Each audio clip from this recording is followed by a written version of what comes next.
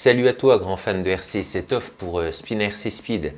Alors aujourd'hui, comme prévu, je vais te présenter une 1/18e que j'ai trouvée sur un site comme Amazon ou Gearbest pour un prix environ de 35 €. Allez, c'est parti. Voilà l'engin. Alors, 1/18e. Ça ressemble franchement à un Irevo, donc je vous cache pas que j'ai pris ce modèle tout simplement parce que ça ressemblait à un Irevo de chez Traxxas et c'est vrai que ça a encore aussi une bonne gueule. Donc c'est une 1/18e, donc 4x4. Au niveau de la vitesse, ça va à 40 km/h, c'est donné à 40 km/h et ça marche avec une batterie 2S de 850 mAh.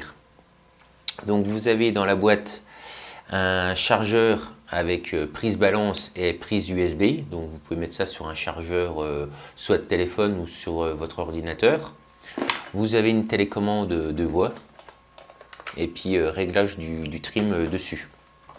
Au niveau de la voiture, donc la carrosserie est tenue par 4 circlips, hein, c'est assez courant comme fixation. Donc à l'intérieur, nous avons le moteur charbon de type 380 avec un radiateur. Ici, nous avons un variateur électronique plus récepteur qui gère donc la gestion du moteur plus la gestion de la télécommande. Ici, nous avons la batterie 2S et nous avons un mini cerveau de 9 grammes pour la direction. Au milieu, nous avons le cardan central. Au niveau des amortisseurs, donc les amortisseurs, c'est simplement des ressorts. Il n'y a pas, ce ne sont pas des amortisseurs hydrauliques, donc uniquement ressorts avec des points d'ancrage. Donc il y a 3 points d'ancrage au-dessus pour l'avant et 2 en bas pour l'avant. Pour l'arrière, vous avez 2 points d'ancrage en bas et un seul du moins au niveau du dessus. Vous pouvez régler la hauteur de carrosserie avec 4 petites vis, 2 vis sur chaque support de carrosserie que vous pouvez dévisser et remonter ou descendre. Au niveau de la direction, vous avez un petit sauve-cerveau qui est fait avec un ressort, si on peut appeler ça un sauve-cerveau, mais en tout cas ça fonctionne.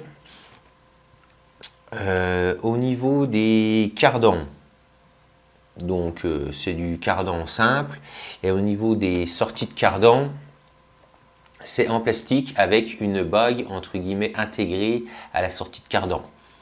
Donc on retrouve ça sur des voitures de drift.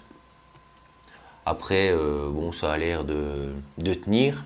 J'ai déjà roulé avec dans l'appartement, donc elle s'est déjà pris on va dire quelques portes et tout ça, et ça tient correctement. Le seul point négatif que j'ai trouvé à cette voiture, les deux seuls points négatifs pour ma part.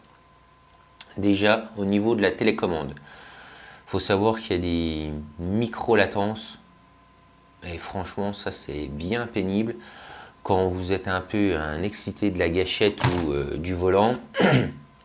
Vous envoyez vos ordres et au final, au bout d'un moment, la voiture pendant une demi-seconde, elle réagit plus, hein, donc plus de direction ou plus d'accélération, ou elle reste accélérée pendant une demi-seconde. Donc c'est franchement pénible. Donc ça c'est vraiment le point le plus négatif que j'ai trouvé là-dessus.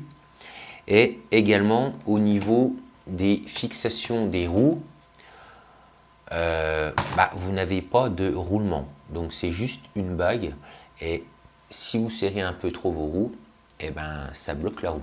Donc si vous ne les serrez pas, vous avez un peu de jeu, et si vous les serrez de trop, la roue est bloquée. Donc c'est pas terrible, mais bon, pour le prix, franchement, ça vaut 35 €, quoi. Donc on a beau entre guillemets critiquer la télécommande et les fixations, mais franchement, si vous ne roulez pas dans un appartement, si vous voulez juste rouler je ne sais où, je sais pas, à votre boulot, parce que vous avez un peu de place juste pour délirer le temps de la pause, ça roule sans problème et ça va à 40 km/h, donc ça bombarde pas mal pour la petite échelle.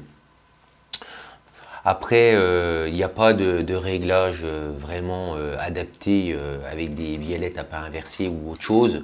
mais franchement, il n'y en a pas besoin. C'est vraiment un petit modèle pour s'amuser. Après, il est conseillé pour les plus de 13 ou 14 ans, parce que ça va quand même assez vite.